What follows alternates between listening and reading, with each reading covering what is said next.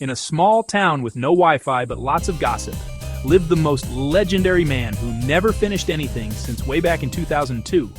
It's Dodong later! Dodong, the king of later. Every day it seems like he has a plan. But really, it's just a plan. Dodong, please buy some vinegar. Later, ma. Cock-a-doodle-doo. Let's eat. Later, friend. Hi, Dodong. I'll reply later, he might be busy.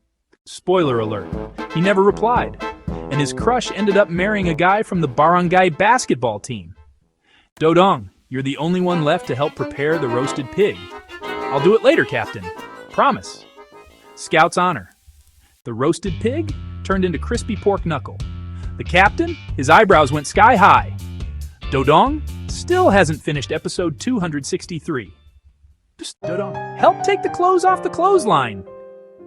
Later, it's still raining. And so, Mom cried, the clothes cried, but Dodong still saying later. The lesson here, kids, don't always say later, because if you always say later, you'll become just like Dodong, the guy who until now hasn't finished his laundry since 2010.